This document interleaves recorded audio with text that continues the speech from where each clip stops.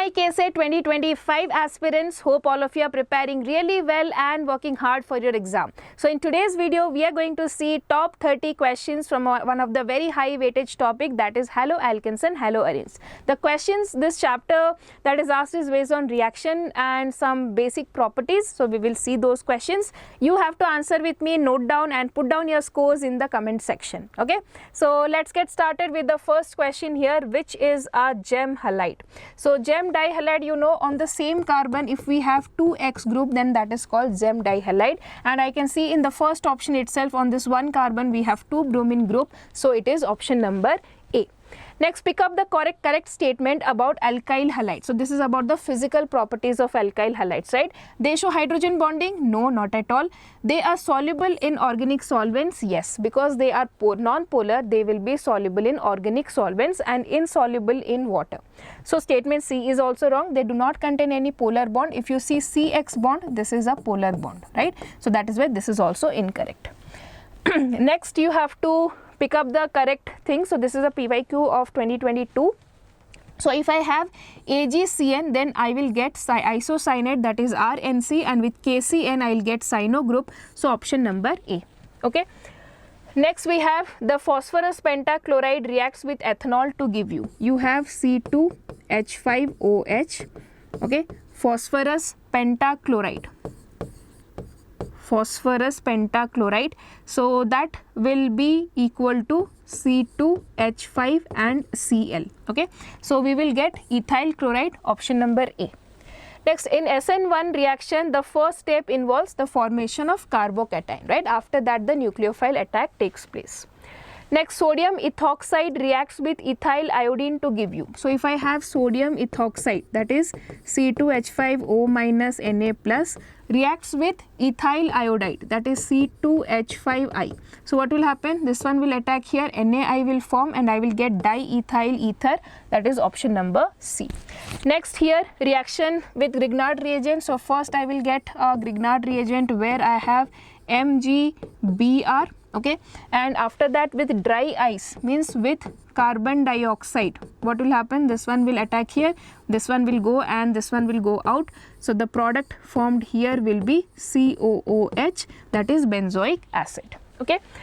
Next, which set of the reagents will produce CCl2F2? So we want to produce fluorobenzenes, right? Fluorine should be there. So in fluorine, what we need, which reaction is this one? Wurtz reaction. And with this we need metal fluoride. So if these two will react, we will get SbF2 or SbF2, that is your metal fluoride, option number C.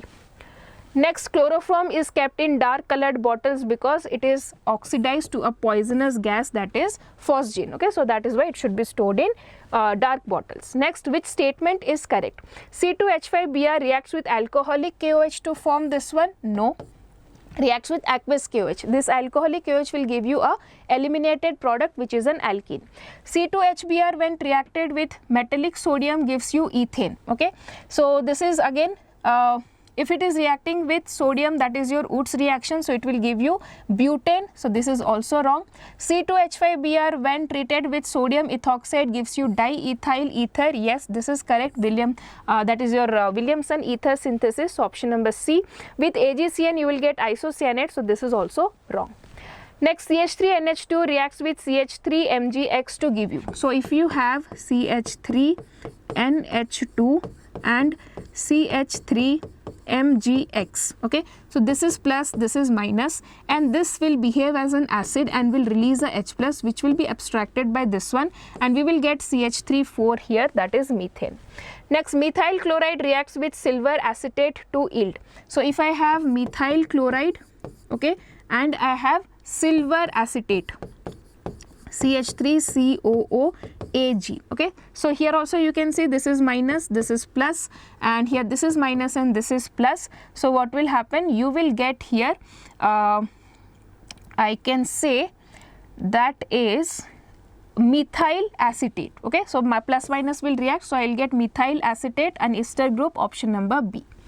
Next, 2-methyl propane can be prepared by Wurtz reaction. The haloalkenes taken along with metallic sodium ether and dry ether are. So 2024 question here. So do you remember, in Wurtz reaction we should always take primary or secondary haloalkenes. Okay. So if I want to prepare 2-methyl propane, right? 2-methyl propane. So I should have one propyl group and one methyl group, right? So I can have chloromethane and 2-chloropropane. So I have chloromethane. So if you see, I have, sorry, this one is 2-chloromethane and 1-chloromethane. So these two will react and we will get here Wurtz reaction. So option number A. Next, here I hope this is visible to all of you. This is a reaction based question. So first what will happen, KOH is there, right? So what will happen, I will be replaced with alcoholic KOH. So there will be elimination and this one will give me double bond CH2. With Br2 what will happen, bromine will be added. So I will get CHBr and CH2Br. Then with sodamide, NaNH2 and NH3, what will happen, HBr and HBr will be removed and we will get here CH3C triple bond H. Okay, so that is your propine or alkyne, option number C.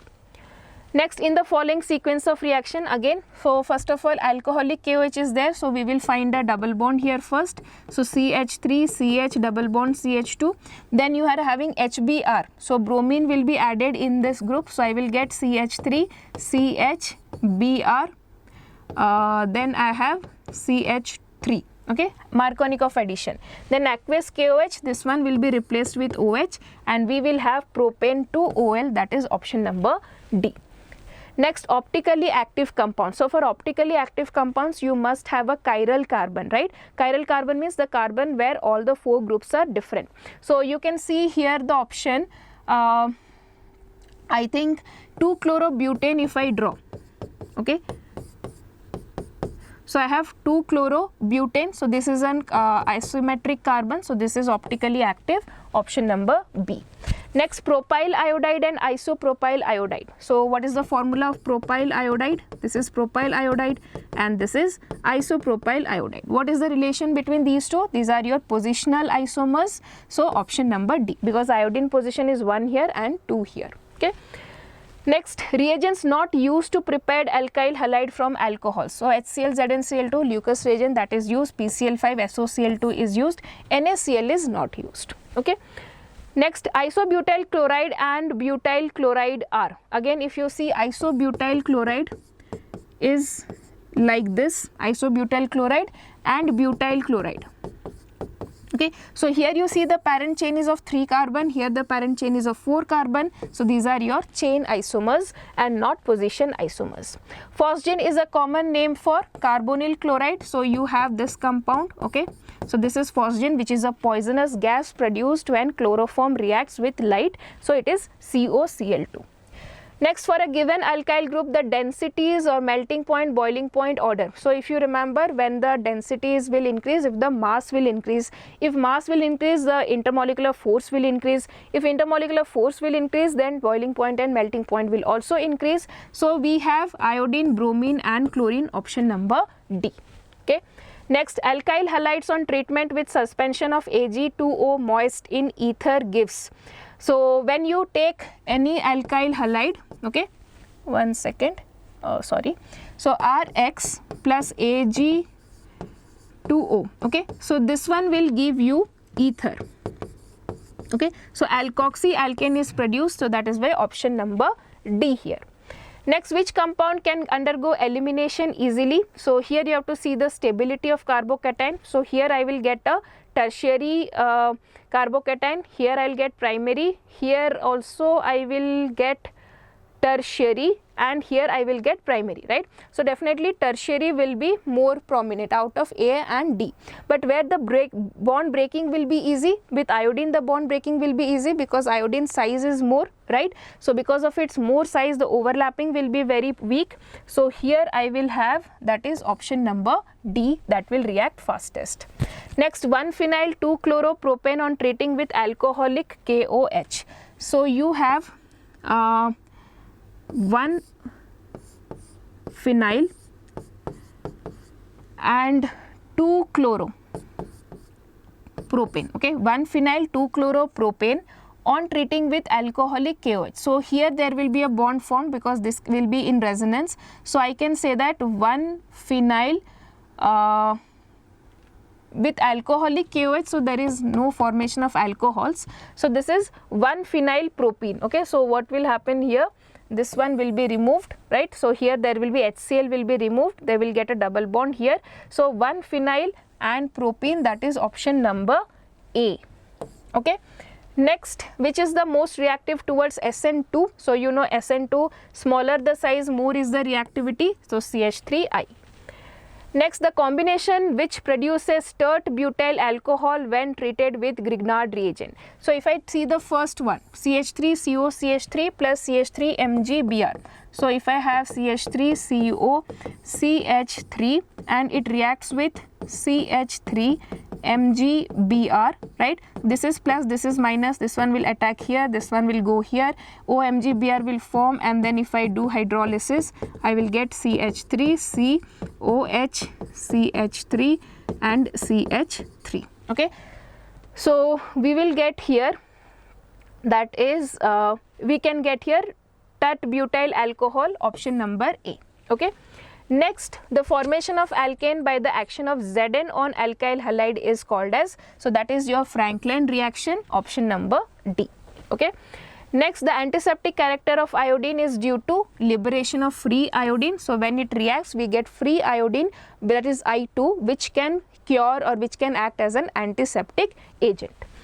Next, when CCl4 is boiled with KOH, the product formed is. So you can see here, when CCl4 is reacted with KOH, all the Cl groups are replaced with OH, right? Now what will happen, this on one carbon 2 OH is not stable, so from here H2O will be removed, we'll get double bond O, and here we'll get double bond O, and the final product will be carbon dioxide.